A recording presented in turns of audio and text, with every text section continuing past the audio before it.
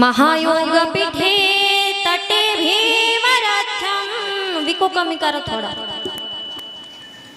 महायोग पीठे तटे भीमरथम वरम पुंडरीकाय धातुं मुनीन्द्रे समागत्य दिष्टं तमानन्दकन्दं परब्रह्मलिङ्गं भजे पाण्डुरङ्गं। पाण्डुरङ्गा करू प्रथमानमन पांडुरंगा करो प्रथमानमन पांडुरंगा करो प्रथमानमन पांडुरंगा करो प्रथमानमन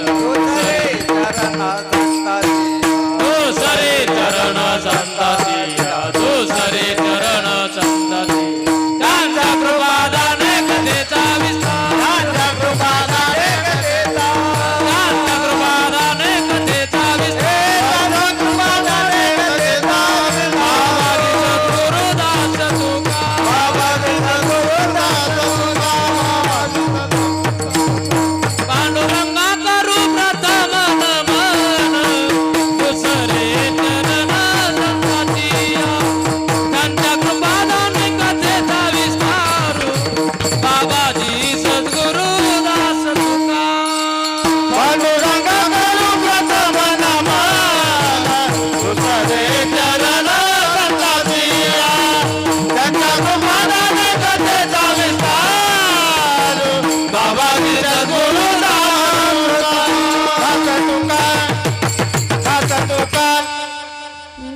पांडुरंगा करू प्रथम नमन दुसरी चरण संतांचिया त्यांच्या कृपादाने कथेचा विस्तारू बाबाजी सद्गुरुदास तुका। अलंकापुरी रम्य सिंहासनस्थं पदांबोज तेजस्फृदि प्रदेशं विधीन्द्रादिदेवे सदा सूर्यमानं समाधिस्थमूर्तिं भजे ज्ञानदेवं। नमो ज्ञानेश्वरा नमो ज्ञानेश्वरा निवृत्ती उदार सोपान देवा रायगडी मंदिरी वसे माझा राया चरणासी अर्पिते अजन्मही काया जगदीश्वरासी जोडली जाची ख्याती प्रथम वंदिते राजा तुम्हा शिव छत्रपती। पाववी लठाया पांडुरंग चिंतिलिया त्यासी चिंतिलिया मणी चित्ता करी गवसनी प्रस्तुत। सेवेकरिता निवडलेला अभंग संत श्रेष्ठ जगद्गुरु तुकोबाराय यांचा आहे। आत्यंतिक गोड आणि सर्वांच्या पाठातील असणारा अभंग आहे। महाराज या अभंगामध्ये प्रभू चिंतनाच्या फलश्रुतीचा विचार करतायत। विठ्ठल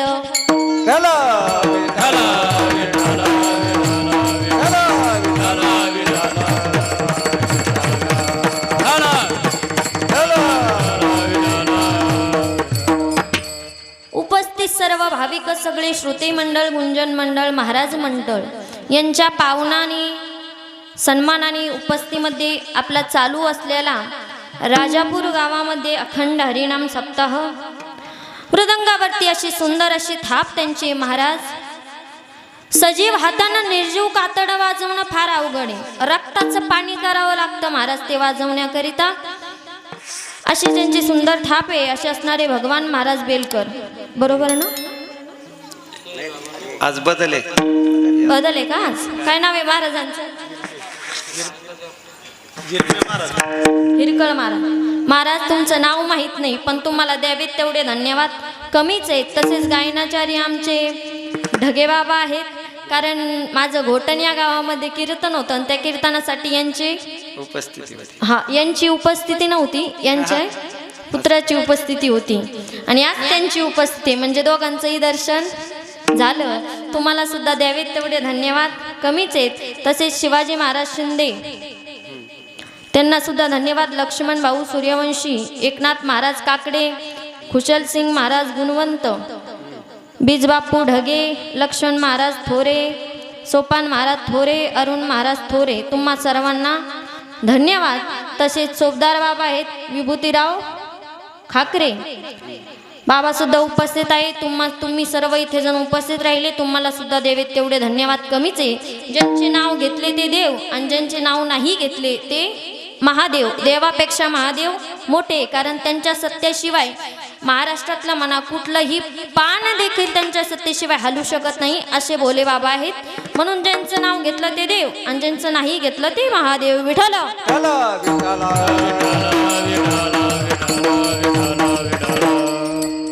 फार गोड अभंग आज आपण चिंतनाकरिता निवडलेला आहे.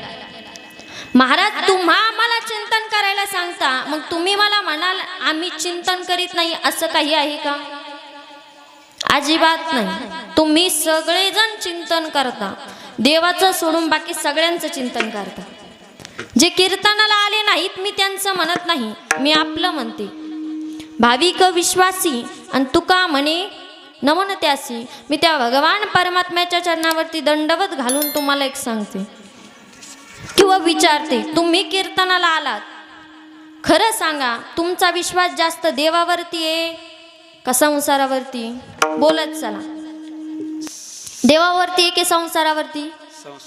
संसारावरती. खरं बोलले बरं का महाराज. महाराजांसाठी टाळ्या वाजवा. खरं बोलायला पाहिजे. आणि जर तुम्ही जर म्हणत असाल देवावरती, तर हे वाक्य साफ खोटं आहे. बरं ठीक आहे, तुम्ही देवावरती म्हणला तर ठीक आहे, पण मला एक सांगा, तुम्ही कीर्तनाला आलात कोणाच्या विश्वासावरती? देवाच्या.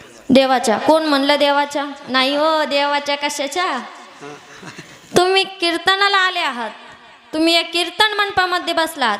घरी कपाट आहे, कपाटात पैसे, कपाटात दागिने. तुम्ही माझ्या विश्वासावरती आलेत का इथं? अजिबात नाही. देवाच्या आले का? अजिबात नाही. हे वाक्य साफ खोटं आहे. तुम्ही देवाच्या नाही, तुम्ही कुलपाच्या विश्वासावरती या कीर्तन मंडपामध्ये येऊन बसलाय. तुम्ही घराला कुलूप लावून आले की नाही? नाही तर कीर्तन झाल्यावर एक चक्कर मारू गावात, कोण कोण कुलूप लावून आले, कोण कोण बिगर कुलपाचं आले. तुम्ही सगळेजण कुलूप लावून घराला आले. मला सांगायचं काय, तुमचा देवापेक्षा संसारावरती जास्त विश्वास आहे. जेवढा काळ तुमचा संसाराच्या चिंतनात जातो, तेवढं काळ तुमच्याकडून देवाचं चिंतन घडत नाही. महाराज आमचं दुर्दैव आहे.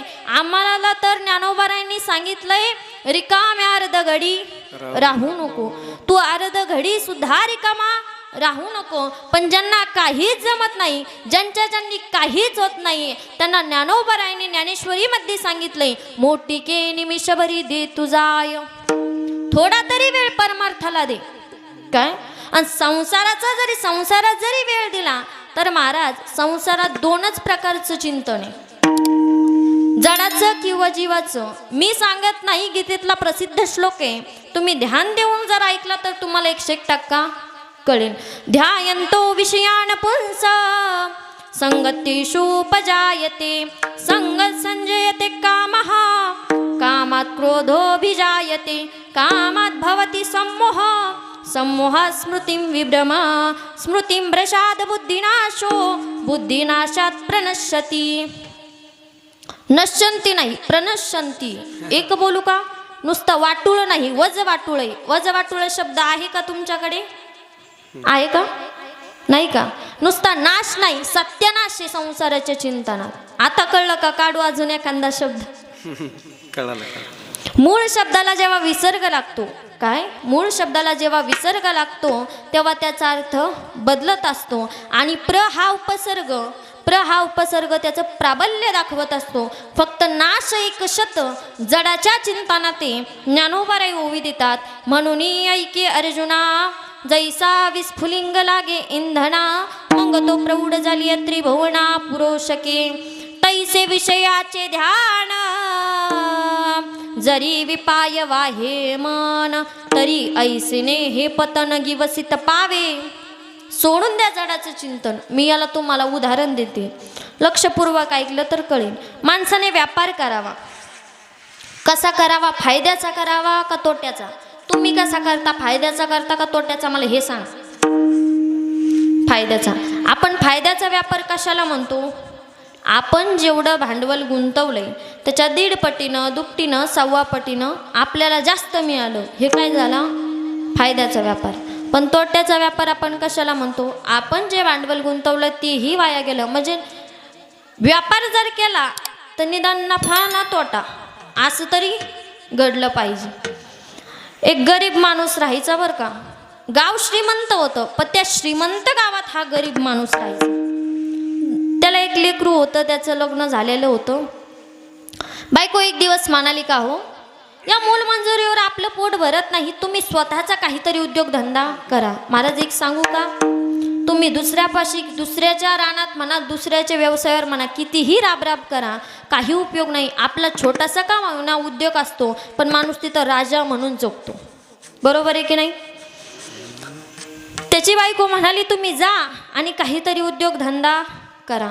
तो म्हणला आता अर्ध्यातून काय उद्योगधंदा करू. अहो जा काहीतरी उद्योगधंदा करा, या मोलमंजुरीवर आपलं पोट भरत नाही. महाराज हा गेला. याने असे काही काचाचे तुकडे गोळा केले.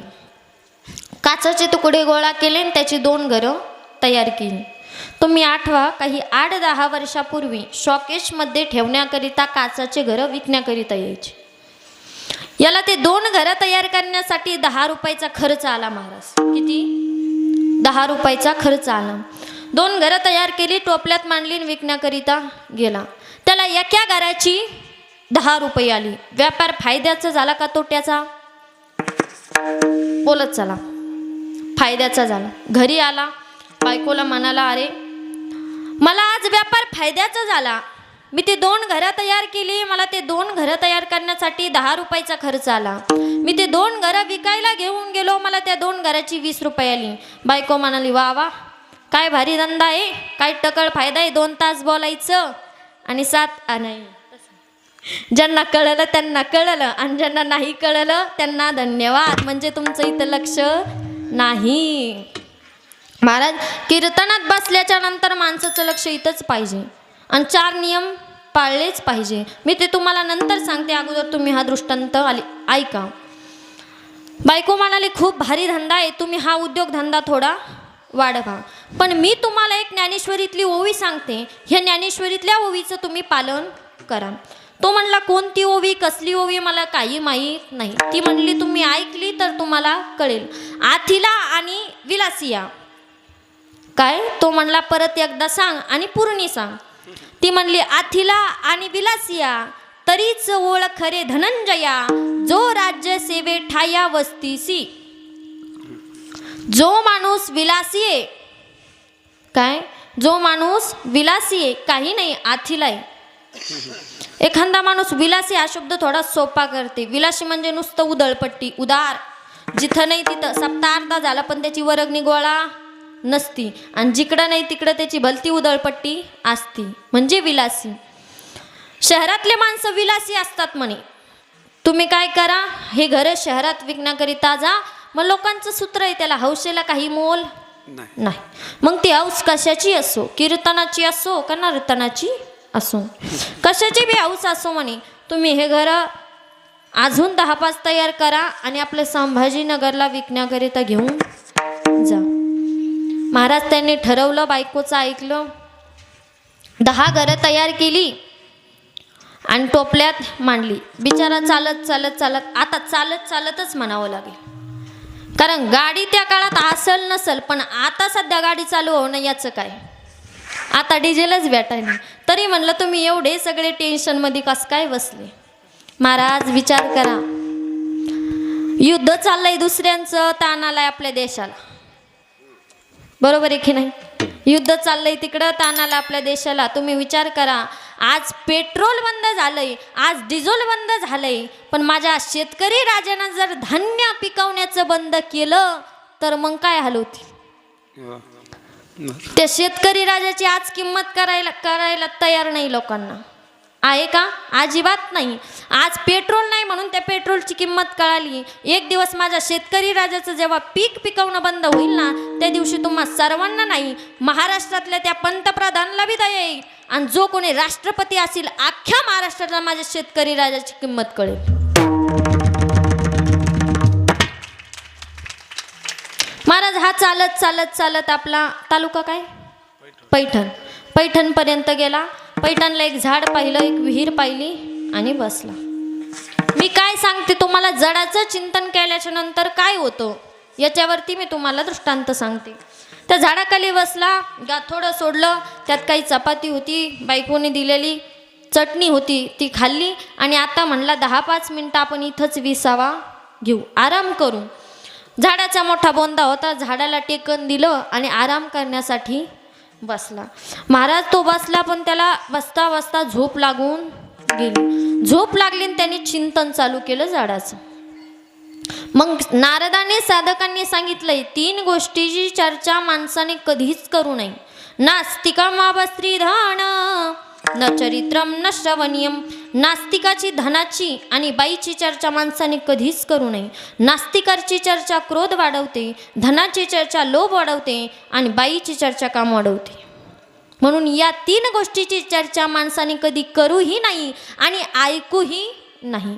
मग याने चिंतन चालू केलं झाडाचं.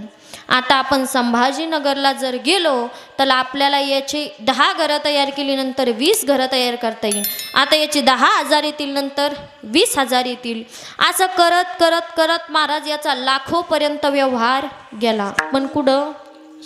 स्वप्नात. हे मात्र लक्षात राहू द्या.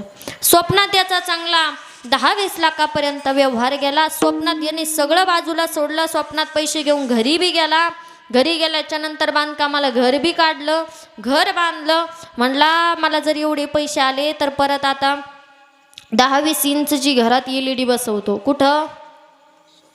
स्वप्नात. हे मात्र लक्षात राहू द्या. स्वप्नात LED बसवतो. LED बसवल्याच्या नंतर रिमोट हातात घेतो. रिमोट हातात घेतलं की असं बटन दाबतो आणि मॅच बघतो. आणि मॅच बघता बघता बायकोला म्हणेन ऐ काय, बायकोला आवाज देईल आणि म्हणे भजन काय, तिला धमकीच देईल, ऑर्डरच देईल भजन.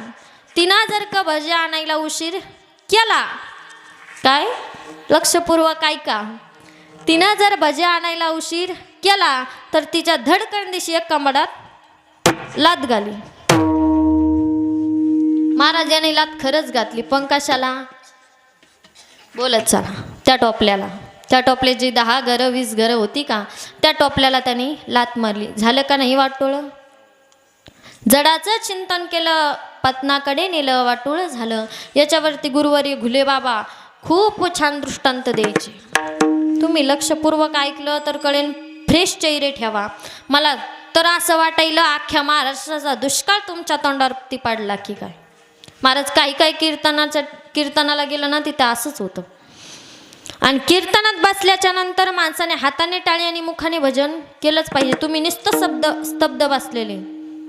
कीर्तनात माणसाने हाताने टाळी मुखाने भजन केलं पाहिजे. कारण असं म्हणतात, भोजन की शोभा थाली से, बगीचे की शोभा माली से और कीर्तन की शोभा ताली से.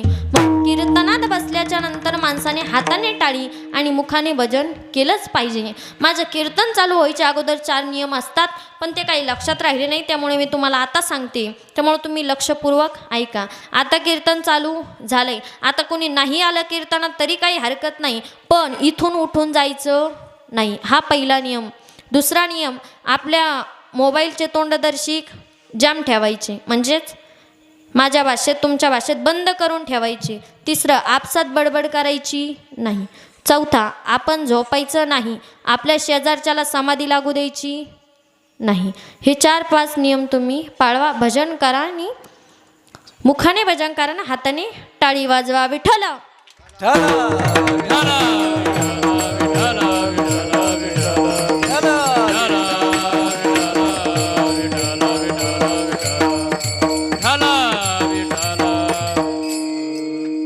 जडाचं चिंतन केलं, पत्नाकडे नेलं. आता याच्यावरती परत घुले बाबा दृष्टांत द्यायचे. फक्त त्याला थोडं तिखट मीठ लावते. कारण ज्या काळात ते कीर्तन करायचे त्या काळातल्या लोकांना सपक चालायचं. त्या काळात आता लोक हुशार झाले. बरोबर आहे ना? हुशार झाली का? हुशारणी झाली, चाबरी झाली, चाबरी. तेव्हा बाबा सांगायचे, एक शिष्य आणि एक गुरुजी असे फिरत फिरत एक खेड्यागावात चिरबंदी मंदिर होतं मारुतीचं, जुन्यातलं जुनं. आणि भला डोक्याहूनही मोठा वटा होता त्या मंदिराचा. फिरत फिरत एक गुरुजी आणि एक शिष्य त्या वाट्यावरती आले, बसले. ते बाबांनी भिक्षा मागितल्याच्या नंतर मुलाला जी खायची ती खाल्ली आणि शिष्याने वळकुट्या टाकल्या. शिष्य झोपला एका बाजूला, गुरुजी झोपले एका बाजूला, आणि तिथे योगायोगाने एक बारात आली. काय बारात? बारात म्हणजे लग्नात जे फिरतं ना ते नवरदेव, त्याला म्हणतात बारात. बारात आली. शिष्याने कधी बारातच पाहिलेली नव्हती. शिष्य गुरुजीला म्हणतो, गुरुजी गुरुजी ये क्या है? गुरुजी म्हणले, बेटा बेटा ये बारात है. अच्छा, वो घोड़े पे जो गधा बैठा है, आपलं वो घोड़े पे जो दूल्हा बैठा है वो कौन है? बेटा वो दूल्हा है. तू ही बोलता है दूल्हा, तू ही पूछता है कौन है दूल्हा. अच्छा गुरुजी वो दूल्हा है. उसके बाजू में जो सज धज कर बैठी वो कौन है? बेटा वो दुल्हन है. अच्छा, ऐसे क्यों बजाया जा रहा है गुरुजी? अरे बेटा उनकी बारात है, उनकी शादी होने वाली है, इसलिए बजाया जा रहा है. बेटा अब तू मुझे प्रश्न मत कर, तू अब सो जा. कोण म्हणला असं? गुरुजी शिष्याला म्हणले. झोपला महाराज शिष्य. पण शिष्याच्या त्या डोक्यात विचार चालूच. स्वप्नी हे परिव्रजे, आपणची कुटुंब होईजे. स्वप्नात पण त्याचा विचार चालूच. ये बारात आहे, ये घोडा आहे, ये दुल्हा आहे, ये बाराती आहे. महाराज असं करत करत त्याला लागली झोप, आणि हे गेलं स्वप्नात पोरगी बघायला. कुठं गेलं? पोरगी बघायला. पोरगी बघायला गेलं, पोरीला पाहिला गेले. पोरीला काय प्रश्न विचारायचे होते ते बी विचारले, पोरीने उत्तर बी दिलं. कुठं? स्वप्नात उत्तर दिलं. पोरगी पटली, आणि पोरगी जेवायला वाढलं. जेवणं बिवणं झाले. जेवणं झाल्याच्या नंतर पानाचा विडा देते सर्वांना, पाहुण्यांना खाण्याकरिता. पोरीनं पाण्याचा विडा आणला. पानाचा विडा आणला, सर्वांना पानाचा विडा दिला. पोरांनी पण पानाचा विडा घेतला, तोंडात टाकला. महाराज पानाचा विडा चगळीत चगळीत चगळीत. स्वप्नात पान होतं बरं का महाराज. पण हे ज्या गोदाडीवर झोपलेला होता का, त्या गोदाडीचा कोपरा तोंडात धरला होता त्यांनी. कुठं? स्वप्नात. चगळीत चगळीत पोरग म्हणतं पान काऊन संपना. अरे तो अख्खा गोदाडीचा कोपरा मोकळा केलाय, पान काही संपणार आहे. झालं महाराज, त्याचं लग्न बी झालं. आपल्याकडे वेळ कमी आहे, लग्न लावून टाकू. त्याचं लग्न झालं. आता लग्न झाल्याच्या नंतर घरी आले. 1-2 महिने गेले. स्वप्नात महाराज एक सांगू का, जागृतीतला हिशोब, जागृतीतले विचार हे जरा चांगले असतात, पण स्वप्नातल्याचं काही मापच नाही. जागृतीतले 5 असन तर स्वप्नातले 10 असतात. लग्न झालं. बायकोला म्हणला, का रे तुझ्या बापाने पलंग थोडा लहानच दिला. ती म्हणली, नाही हो बराच मोठा आहे. काय करायचं, आपल्या दोघा पुरता आहे. आता यांनी गप बसाव ना. ह्यो म्हणला, आपल्याला जर लेकरू झालं तर ते कुठं झोपण. ती म्हणली, काय नाही, तुम्ही थोडंसं पलीकडं सारखा, मी थोडं अलीकडं सरकते, ते मलाच झोपण. ते म्हणलं, जुळं झालं तर. ती म्हणली, काय नाही, तुम्ही थोडंसं अजून पलीकडं सारखा, मी थोडं अजून अलीकडं सरकते, ते मलाच झोपल. आता यांनी आता तरी गप बसवणार. ते म्हणलं, तिळं झालं तर. ती म्हणली, थोडं अजून पलीकडं सारखा. जसं पलीकडं सरकलं तसं धड दिशी खाली आपटलं. कमड्यासहित पासुळ्यासहित मोडलं. बिचारं उचललं, जालना हॉस्पिटलला नेलं. इथून जालना लांब आहे, पण जालन्याला म्हणा संभाजीनगरला नेलं. बिचारे 1-1.5 महिना तिथं ॲडमिट राहिले. 1-1.5 महिन्यात गुरुजीची जरा आठवण झाली. कुबाड्या टेकवीत गुरुजीला भेटायला आला. गुरुजीला भेटायला आला. गुरुजी म्हणले, बेटा बेटा ये क्या हुआ, कैसे हुआ. त्याने सगळा झालेला वृत्तांत गुरुजीला सांगितला. गुरुजी म्हणले, ऐक शिष्या, ज्या अर्थी तुझ्या हृदयात लग्नाची वासना आहे, मग ऐक, एक भ्रष्ट ब्रह्मचारी राहण्यापेक्षा एक आदर्श गृहस्थाश्रम कधीही चांगलं. ऐक शिष्या माझं, तू लग्न कर. शिष्य म्हणला, नाही गुरुजी, मला यात काही पाडू नका. माझ्या हृदयात वासना नाही असं नाही, याच्या अगोदर होती पण आता नाही. काय? लग्नाची वासना आता नाही. कारण 1.5-2 महिना दवाखान्यात पडला मी विचार करतोय, स्वप्नातली जर कंबड्या फासळ्या मोडीत असेल तर जित्ती काय काय करील. तुमच्या पायी चरणानं सोडी सर्वथा, तुमच्या इनवामध्ये मला बसू द्या. गुरुजी मला त्यात काही पाडू नका. मला सांगायचं काय, जडाचं चिंतन केलं पत्नाकडे नेलं, जीवाचं चिंतन केलं तरी पत्नाकडेच नेलं. मग आम्ही चिंतन करायचं कसं? चिंतन करायचं कोणाचं? कसं करायचं? तर जगद्गुरु तुकोबाराय म्हणतात चिंतन देवाचं करायचं. मग कसं करायचं? आजच्या घेतलेल्या अभंगात 3-4 प्रकारची फलश्रुती सांगितलेली, पण मानवी जीवनाचं कल्याण डोळ्यासमोर ठेवून अत्यंत महत्वाची फलश्रुती म्हणजे आजच्या घेतलेल्या अभंगाच्या पहिले चरण. पावविल ठाया पावविल ठाया पावविल ठाया पावविल ठाया पावविल ठाया पावविल ठाया पावविल ठाया पावविल पावविल ठाया पावविल ठाया पावविल ठाया पावविल ठाया पावविल ठाया पावविल ठाया पावविल ठाया पावविल ठाया पांडुरंग चिंतिलिया पांडुरंग चिंतिलिया त्याची चिंतिलिया मनी त्याची चिंतिलिया मनी पांडुरंग चिंतिलिया पांडुरंग चिंतिलिया त्याची चिंतिलिया त्याची चिंतिलिया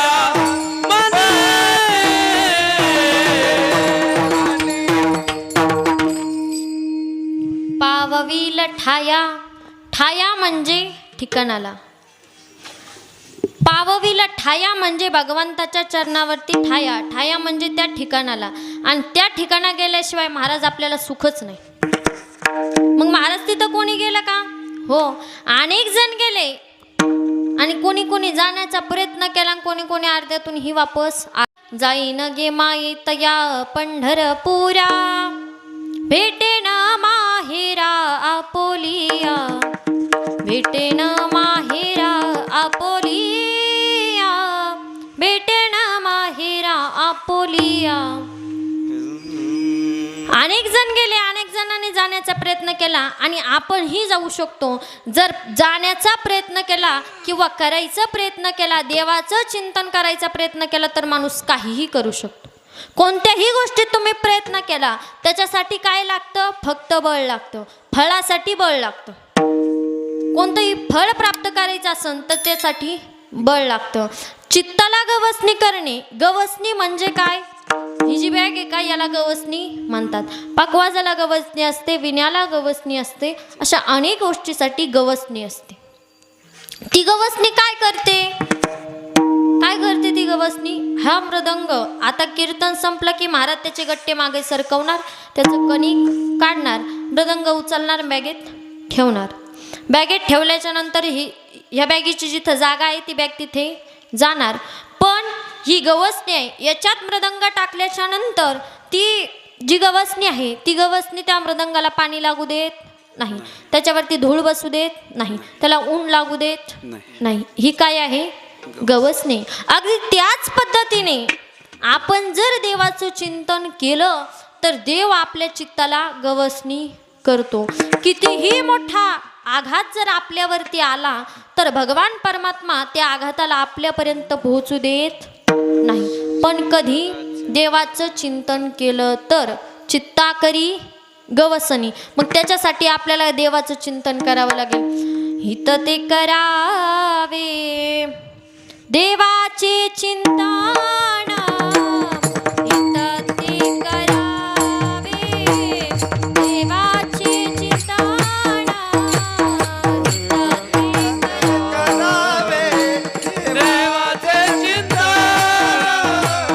हित ते करावे देवाचे चिंतन हित ते करावे देवाचे चिंतन हित ते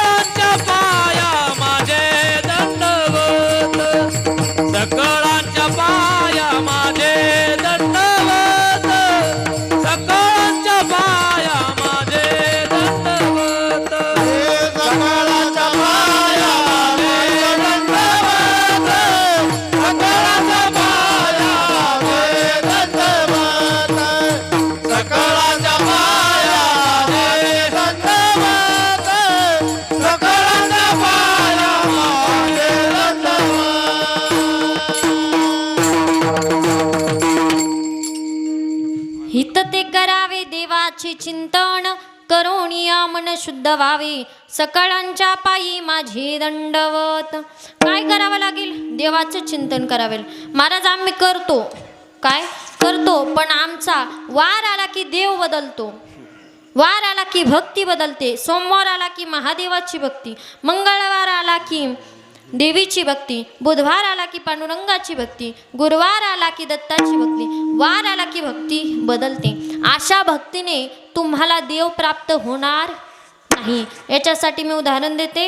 एक आपला मराठ्याचा माणूस आणि एक मुसलमानाचा माणूस नदीमध्ये आंघोळ करण्याकरिता गेले. आंघोळ करण्याकरिता गेले आणि होडीत बसायचं म्हणले. दोघं एकमेकाला म्हणले आपण होडीत बसू. मला दोघं होडीत बसले आणि होडी बुडायला लागली. काय?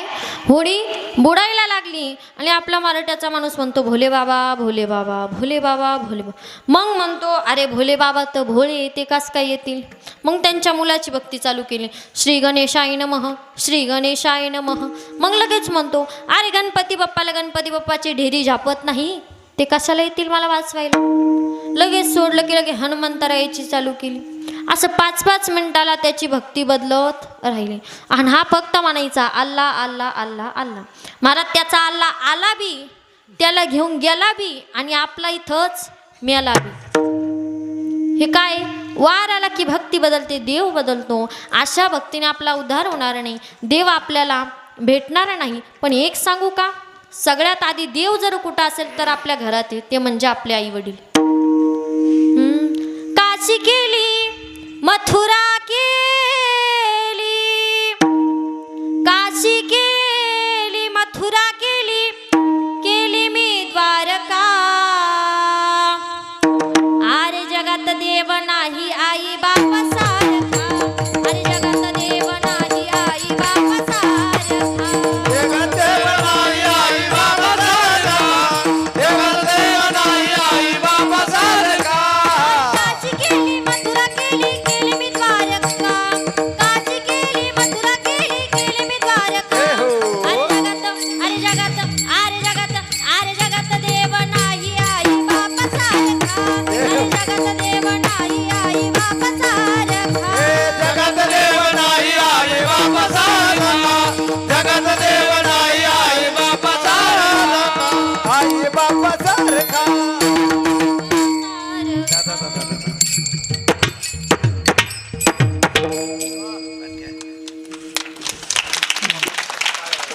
काशी केली मथुरा केली, केली मी द्वारका.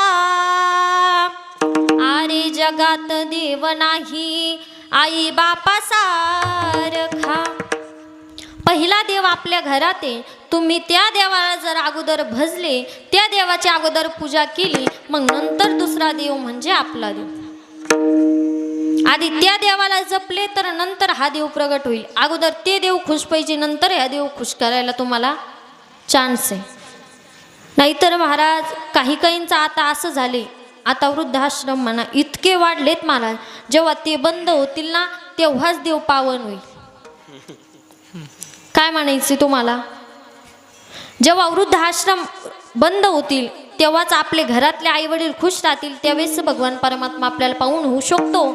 तसा पावन होऊ शकत नाही. अगोदर तुम्हाला त्यांना भाजावं लागेल आणि मग देवाला भाजावं लागेल. एक मुलगा होता महाराज, आणि त्या मुलाच्या आईला डोळे नव्हते. काय? त्या मुलाची आई आंधळी होती. मुलगा लहान होता. मुलगा आपला 1ली-2री शाळेत जायचा. मुलाला कळायला लागलं, मुलगा बोलायला लागला. महाराज मुलगा म्हणा मुलगी म्हणा बोलायला लागली की ते कोणाचं ऐकत नाही. आणि ते कधी कधी प्रश्न असे करतात, त्या प्रश्नाचं उत्तर नसतं. प्रत्येकाचं महाराज तसंच आहे. काही प्रश्न असे असतात की त्या प्रश्नाला उत्तरच नसतं. काही प्रश्न असे असतात की त्या प्रश्नातच उत्तर दडलेलं असतं. मी एके ठिकाणी कीर्तनाला गेले आणि आता इथंही कीर्तनाला आलेले आहे. त्यामुळे मी तुम्हा सर्वांना एक प्रश्न विचारते, मला तुम्ही त्याचं उत्तर द्यायचं. उठ रे बा. कितवीला आहे तू? तुझं नाव काय? मराठी मीडियम की इंग्लिश मीडियम? बरं, एक प्रश्न विचारू. तुला 1-2 येतात? कितीपर्यंत? घाबरू नको बरं का. तू घाबरली तर मी बी घाबरली. विचारू तुला एक प्रश्न. 1 81 1 82 1 83 1 4. 1 81 1 82 1 83 1 4. 84. तुम्ही खाली बसलेली लक्षपूर्वक ऐका आणि तुम्ही उत्तर दिलं तरी काही हरकत नाही. परत एकदा बरं का. 1 81 1 82 1 83 1 4. चुकलं उत्तर चुकलं. 84 नाही 14. 1 4. 1 आणि 4 म्हणजे किती? 14. महाराज मी असे एका ठिकाणी कीर्तनाला गेल्याच्या नंतर एका मुलाला प्रश्न विचारला. ते मुलगा लई चाबरं होतं. ते मला कीर्तन झाल्यावर भेटलं म्हणून म्हणलं आता मुलीला उठवा. कीर्तन झालं, मुलगा माझ्याकडे आला, म्हणला ताई तुम्ही माझा भर कीर्तनात अपमान केला. म्हणलं बाप्पा जमला आता. भर कीर्तनात अपमान केला म्हणे. तुम्हाला एक प्रश्न विचारू का? म्हणलं आता लहान आहे, विचारून काय विचारणार आहे? म्हणलं विचार बाबा.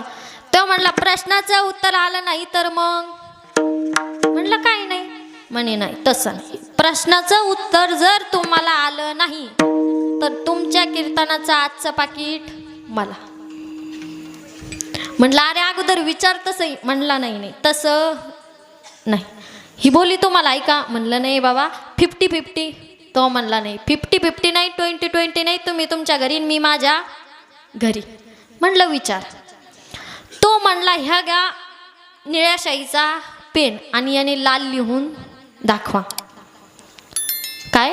हा घ्या म्हणे निळ्या शाईचा पेन आणि याने मला लाल लिहून दाखवा. महाराज मी किती वेळ विचार केला पण म्हणला आता या निळ्या शाईच्या पेनने लाल लिहावं तरी कसं? मी म्हणलं नाही जमत. त्याने माझ्या हातातला पेन घेतला. त्या निळ्या शाईने ल काढलं. लला एक काना दिला. परत एक ल काढलं. त्या लला काना दिला. वरून रेष मारली. म्हणलं हे घ्या लाल. मला सांगायचंय काय? काही प्रश्न असे असतात की त्या प्रश्नातच उत्तर असतं आणि काही प्रश्न असे असतात ते माणसाला असे निराधार करून सोडतात. तसंच एक आई होती आणि एक मुलगा होता. मुलगा लहान होता. मुलगा आईला नेहमी म्हणायचा आई तुला डोळे नाही, तू मला शाळेत सोडण्याकरिता येऊ नको, माझा अपमान होईल. सगळ्यांच्या आई एकदम टाकाटीक टापटीप राहतात. आई तू येऊ जाऊ नको का मला शाळेत सोडायला, मी माझं जात जाईल. महाराज आईचं प्रेम होतं. आई रोज सोडण्याकरिता यायची पण पोरग काही ऐकत नव्हतं. पोरग मोठं झालं. 9वी 10वीला गेलं. 10वीत गेल्याच्या नंतर त्याचा पहिला नंबर आला. त्याला 5,000 रुपये 5,000 रुपये बक्षीस दिलं. बक्षीस दिल्याच्या नंतर मुलगा घरीच आला नाही आणि आई रस्त्यावर जाती घरात येते, रस्त्यावर जाती घरात येते. सगळे लेकरं आले आणि माझं लेकरू काहून आलं नाही म्हणून शाळेत गेली. शाळेत हेडमास्टरला विचारलं, सगळ्यांना विचारलं. म्हणले मुलगा तर इथून गेलाय. 4 वाजता शाळा सुटली, मुलगा गेलाय. आई म्हणते मुलगा तर घरी आला नाही. सर म्हणते शाळेतून तर मुलगा गेलाय. महाराज त्या मुलाचा काही पत्ता नाही. पण त्या मुलाचा पत्ता त्या आईला डोळे नसताना सुद्धा त्या आईने त्या मुलाचा पत्ता घेतला. तिने मग मुलगा असेल कुठं. महाराज मुलाने रेल्वे पकडली. मुलगा मुंबईला राहिला गेला. मुलानं 2 वर्षांनी लग्न केलं. आई तवर नुसता शोध घेत होती. आई शिकलेली नव्हती. आईकडे एक छोटा लेकरू यायचा पोराचा मित्र होता. त्या पोराकडून आईने एक दिवस पत्र लिहून घेतलं. ते पत्र घरात उशिकाले ठेवून दिलं. एक दिवस मुलाचा शोध घेत घेत आई रेल्वे स्टेशनवर उतरली. मुंबईपर्यंत पोहोचली आणि समोर एक घर होतं. आईला खूप भूक लागलेली होती. आता आई म्हणली भूक लागलेली त्यामुळं काहीतरी खाण्यासाठी आपल्याला कुठंतरी काहीतरी मागावं लागेल. समोर घर होतं. त्या घराचा दरवाजा वाजवला. वाजवल्याच्या नंतर एक मुलगी बाहेर आली, लग्न झालेली. म्हणली काय सकाळी सकाळी भिक्षा मागवण्याकरिता आले? सकाळी सकाळी देव दाराला आले पाहिजे तर भिकारी दाराला आले. आणि महाराज त्या मुलाने तेवढ्यात आवाज दिला, होय रे. आवाज दिला आणि त्या आईला डोळे नव्हते. त्या आईनं त्या मुलाचा आवाज ऐकला. तो मुलगा त्या आईचाच मुलगा होता. ती आई म्हणली हा तर माझ्याच लेकराचा आवाज आहे. आई म्हणली बाई तुझ्या मुलासोबत लग्न केलंय ना, तो मुलगा माझा आहे. ती म्हणली काय? तिने परत सांगितलं. ती लगेच धावत धावत नवऱ्याकडे गेली. का हो तुमची आई आहे का ती भिकारी नाही तुमची? त्या आईला डोळे नाही, ती तुमची आहे का? महाराज बायको समोर इज्जत जाईल म्हणून तो म्हणला ती आई माझी नाही. असं म्हणल्याच्या नंतर आईला राग आला. आई म्हणली, ज्या मुलाला आपण जन्म दिला तो मुलगा आज आपल्याला असं म्हणतोय, आपला जगून काही उपयोग नाही. ती आई आली, घरी आली. त्या आईचं काही नावावर शेत होतं, बँकेत पैसे होते. आई आली आणि झोपली. काही दिवसांनी आई मरण पावली. पोराचं बँकेत काम होतं. पोरगा बँकेत आला. गावातले लोक त्याच्याकडे गेले, म्हणले, अरे तुझी आई मरून पडली, आता तरी त्या आईकडे जा, आता तरी त्या आईला पाणी पाजायला चल. महाराज पोरगं धावत धावत गेलं. पोराने आईचं मुंडकं मांडीवर घेतलं आणि रडू लागला. महाराज, एकदा घडून गेलेली गोष्ट त्याच्यावर परत पश्चाताप करणं हा सगळ्यात मूर्खपणा आहे. एकदा घडलं ते घडलं आणि घडायच्या आधी, व्हायच्या आधी माणसाने विचार केला पाहिजे. त्या मुलगा रडला. मुलाने उशाखालचं पत्र बघितलं तर त्या पत्रात लिहिलेलं होतं, बाळा तुला माझी अडचण होती ना, आता मी तुला सोडून गेले, पण मात्र माझे आतापर्यंत ऐकलं नाही. आता मी गेल्याच्या नंतर तरी एवढं ऐक. माझ्या नावावर काही शेत आहे, माझ्या नावावर काही बँकेत पैसे आहेत. तुझ्या बायकोला घेऊन गावाकडं राहण्याकरिता ये. बाळा एक ऐक, मला डोळे नव्हते याचं कारण एकच आहे, लहानपणी तुला डोळे नव्हते म्हणून माझे डोळे काढून तुला दिले होते, म्हणून मला डोळे नव्हते. महाराज मुलगा इतका रडला. मी तुम्हाला सांगितलं, एक सांगून जाईल, प्रत्येक कीर्तनात आई आई सांगते, प्रत्येक कीर्तनात सांगते, पण जो काळजावर दगड ठेवून असतो ना त्याचं नाव बाप असतं. त्याला कुणासमोर रडताही येत नाही, कधी रडूनही दाखवत नाही. आई रडून रडून मोकळी होते, पण त्याला जगासमोर कधीच रडता येत नाही. आई लेकराला कडेवरती घेते, कारण आईला वाटतं आपण जिथपर्यंत बघतो तिथपर्यंत आपल्या लेकरांनी बघावं, पण बाप मुलाला खांद्यावरती घेतो, कारण बापाला वाटतं जिथपर्यंत मी बघितला नाही तिथपर्यंत माझ्या लेकरांनी बघावं, याला बाप म्हणतात. आणि आपण नुसतं रामायण ऐकतो, रामनवमी साजरी करतो, त्या रामायणातून आपल्याला काहीतरी आदर्श घ्यायचं फार काहीतरी आहे. आईने आईसोबत, मुलाने आईसोबत कसं वागावं, सावत्र आई असताना सुद्धा त्या आईच्या शब्दाचं पालन मुलाने कसं करावं, याचा आदर्श जर कसा असेल तर ते रामायणात. 14 वर्षाचा वनवास श्रीराम प्रभूने भोगला. कोणाच्या शब्दावरून? सखी आई नव्हती महाराज, सावतर आई होती कैकेयी माता. फार जण म्हणायचे कैकेयी मातेचं इतकं प्रेम आहे रामप्रभूंवर, कैकेयी माते इतकं प्रेम कुणीच केलं नाही रामप्रभूंवर. पण त्यांच्या शब्दाचं पालन करण्याऐवजी त्यांच्या शब्दाचं पालन केलं म्हणून श्रीराम प्रभूंना 14 वर्षाचा वनवास भोगावा लागला. मग कुणी कुणाचं पालन करावं, कुणी कुणाचं ऐकावं, कोणी कोणाचं नाही ऐकावं, हे सगळं आदर्श जर कशात असेल तर तो रामायण येते. आपण नुसतं रामनवमी साजरी करतो, रामनवमीचा सप्ताह करतो आणि 8 दिवस झाले की सगळं विसरून जातो. नाही महाराज, कीर्तनात आलो ना तर काहीतरी घेऊन गेलो पाहिजे, रामायण ऐकलं ना तर काहीतरी घेऊन गेलं पाहिजे. मग तुम्ही आज माझ्या कीर्तनात काही घेऊन गेले नाही गेले, मला काही करायचं नाही, फक्त एक वाक्य लक्षात घ्या. मी तुम्हाला सांगते, ते वाक्य जर तुम्हाला जे कीर्तनाला आले नाहीत, ते घरच्यांनी जर तुम्हाला विचारलं आज कीर्तनात जाऊन काय केलं किंवा आज कीर्तनात काय सांगितलं, तर हे सांगा, काय कीर्तन म्हणजे काय, या शब्दाचा अर्थ तुम्ही लिहून घ्या किंवा घरी जाऊन सांगा. कीर्तन म्हणजे काय? डोळे तलाव नसतात तरी ते भरून येतात, ओठ कापड नसतं तरी तो शिवले जातात, निसर्ग बायको नाहीये तरी तो रुसला जातोय, माणूस वातावरण नाहीये तरी तो बदलला जातोय. त्या बदललेल्या माणसाला पुन्हा बदलावून आणण्यासाठी जे केलं जातं ना त्याचं नाव हे कीर्तन. विठ्ठल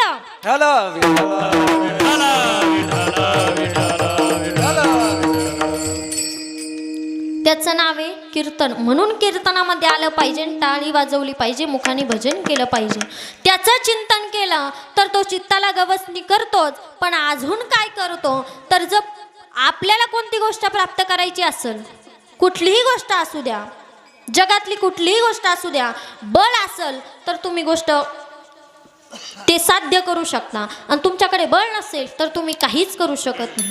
तुम्हाला वाटत असेल चांगला कलाकार व्हावं तर त्याला रियाजाचं बळ लागतं. तुम्हाला वाटत असेल शाळेत 1 नंबर माझा यावा तर त्याला अभ्यासाचं बळ लागतं. तुम्हाला वाटत असेल एक नंबरचा कीर्तनकार व्हावं तर त्याला ही अभ्यासाचं बळ लागतं. आता अभ्यासाचं बळ नाही चाली, आता दुसरंच आगोल्या बागुल्याचं बळ चाली.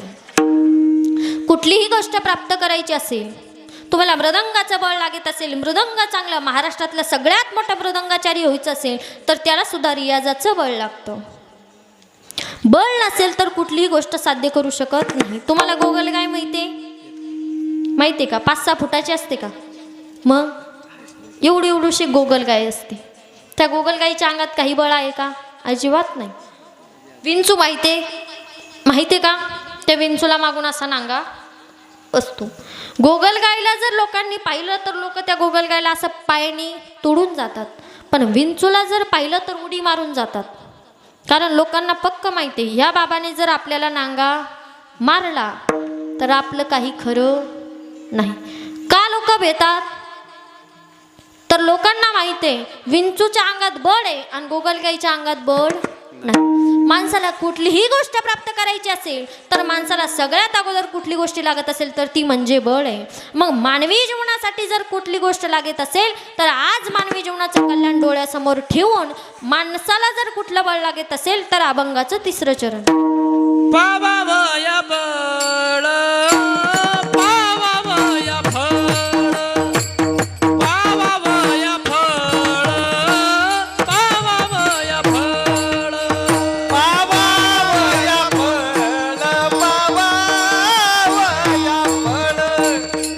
पावावया फळ, पावावया फळ. पावावया फळ, पावावया फळ, पावावया फळ, पावावया फळ. पावावया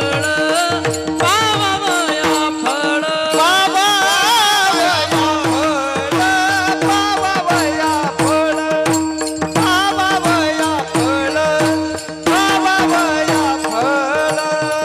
अंगी असावे बळ, अंगी असावे बळ, अंगे आसावे बळ, अंगे आसावे बळ. अंगी असावे बळ, अंगी असावे बळ. अंगे आसावे बळ, अंगे आसावे बळ. त्यासी चिंतिलिया मनी, त्यासी चिंतिलिया मनी. पावावया फळ अंगी असावे हे बळ. माणसाला बळ प्राप्त झालं की माणूस कुठलीही गोष्ट साध्य करू शकतो, पण त्या बळाचा दुरुपयोगही झाला नाही पाहिजे. मग लई बळ आलं तर माणसाने जिथं नाही तिथं उपयोग करायचा का? काहींना लई बळ आलं तर काहींना लई अहंकार येतो. काय लई बळ आलं का मग देव पण सगळ्यांना सगळं देत नाही, लई बळ देत नाही.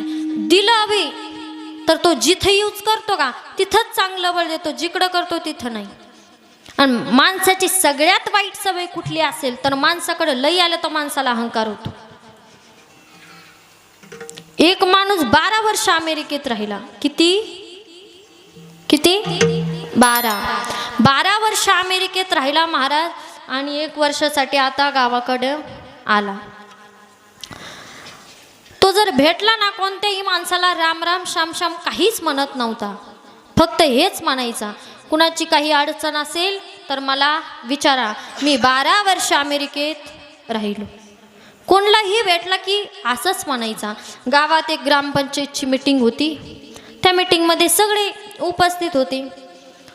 सगळे 5-5 मिनटं पुढे जाऊन बोलले आणि म्हणले आता याला बी 5 मिनटं बोलण्याकरिता वेळ द्या.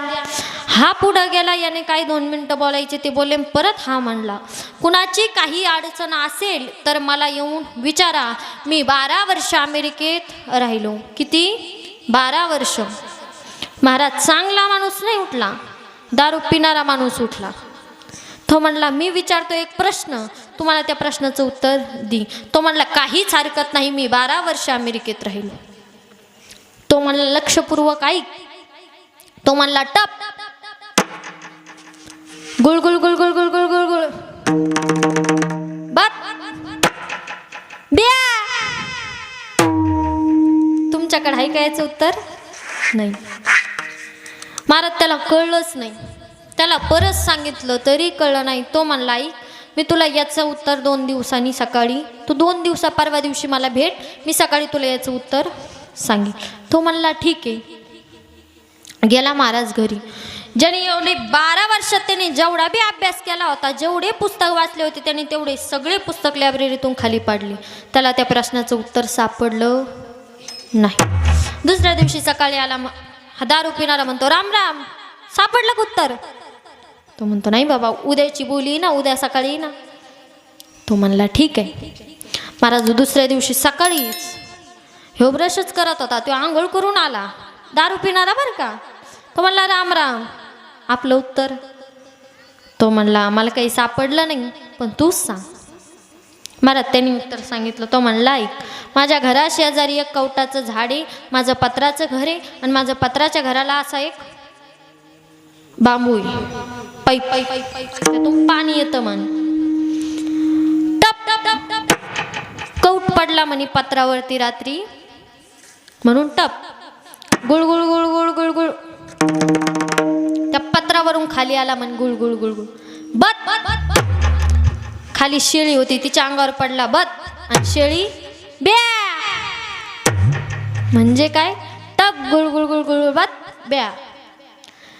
घरी शेळी होती, ती शेळी मेली म्हणे. गेला ना महाराज त्याचा अहंकार. तो काय म्हणायचा, मी 12 वर्ष अमेरिकेत राहिलो, मला कुठलाही प्रश्न विचारा, मला त्या प्रश्नाचं उत्तर येतं. मग मला तेच म्हणायचंय, एखाद्या माणसाला अभ्यासाचं बळ आलं, एखाद्याला कुठल्याही गोष्टीचं बळ आलं, तर त्या बळाचा नाही तिथं उपयोग करीत बसतो. मग त्या बळाचा जिथं नाही तिथं उपयोग नाही करायचा, चांगल्या गोष्टीत उपयोग करायचा. देवाने दिलंय ना, जिथं नाही तिथं यूज नका करू, जिथं करायचंय तिथं यूज करा. विठ्ठल विठ्ठल.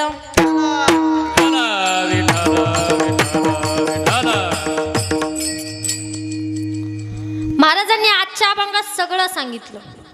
काय सांगितलं?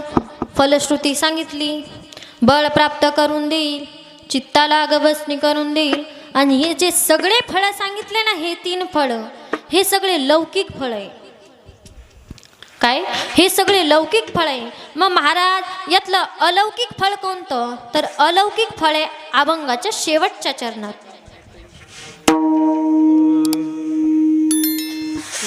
तुका म्हणता तुका म्हणता तुका म्हणता तुका म्हणता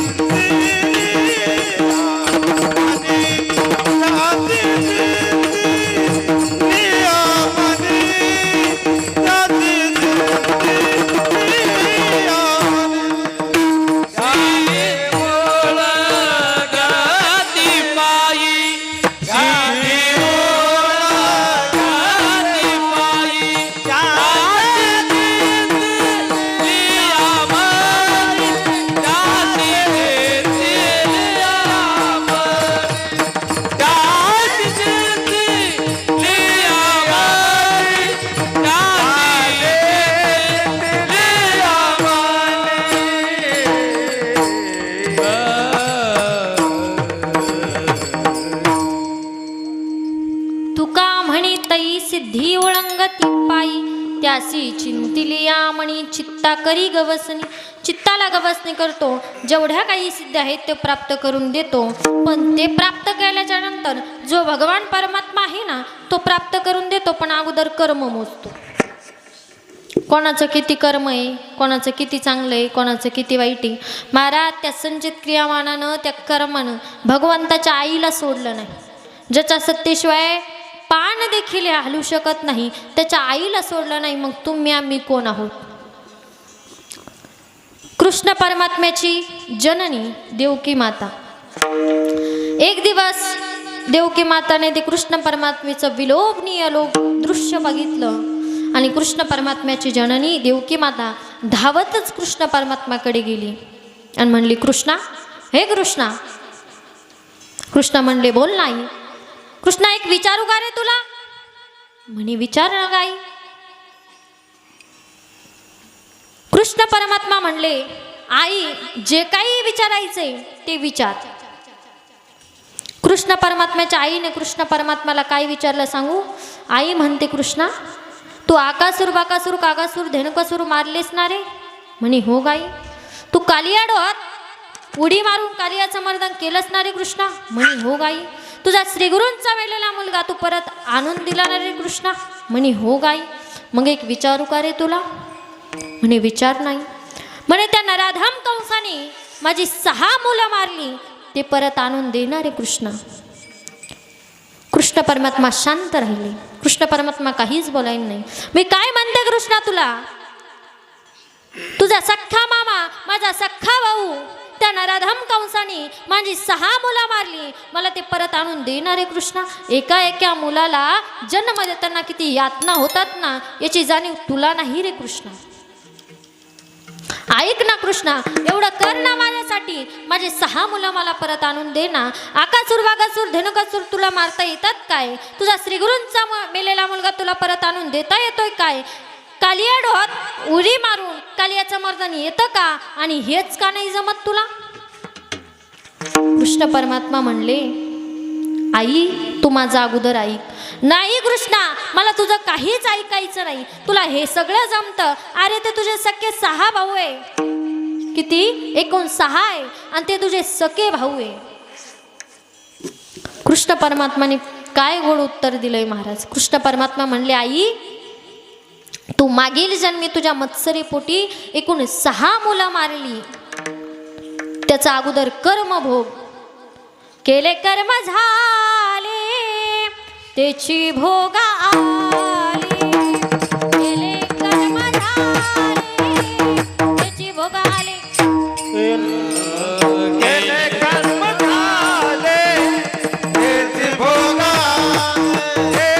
केले कर्म झाले त्याची भोग आले. उपजले मेले आईचे गीती. उपजले मेले आईचे गीती. केले कर्म झाले त्याची भोग आले. केले कर्म झाले त्याची भोग आले. केले कर्म झाले त्याची भोग आले. केले कर्म झाले त्याची भोग आले. त्याची भोग आले. केले कर्म झाले त्याची भोगा आले. उपजले मेले ऐसे किती. भगवान परमात्मा तुम्हाला सगळं काही देईल, पण त्याचं मात्र माफ केल्याशिवाय सोडत नाही. कशाचं? कर्माचं. मी सांगितलं, देवाच्या आईला, भगवंताच्या आईला सोडलं नाही, मग तुम्ही आम्ही कोण आहोत? त्याच्यामुळं आता सर्वांनी एकदा वरती हात करायचे. ज्यांना हात आहेत ना त्यांनीच करायचे, ज्यांना नाहीत त्यांनी नाही केले तरी चालतं. मग कळलं ना आज राजापूर गावामध्ये नेमके हात आहे तरी कोणला कोणला. विठोबा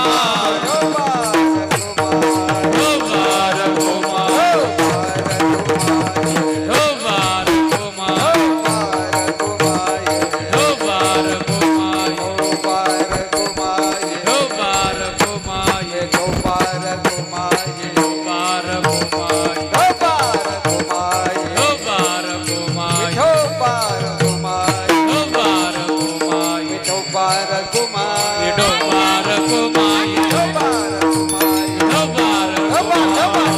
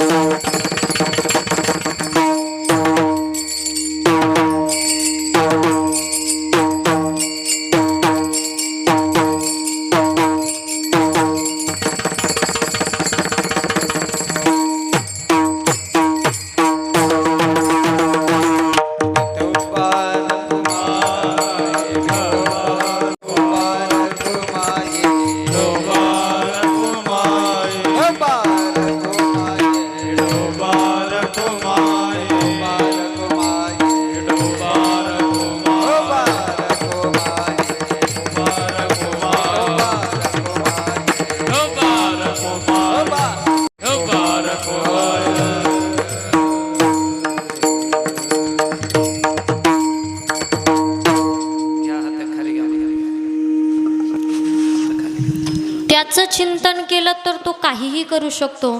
काय हात वरती केले होते महाराज, सलाम आहे तुमच्या भजन भावनेला. तुमचं ह्यो दुसरा हार घालूस तर तुमचे हात खालीच आले नाही.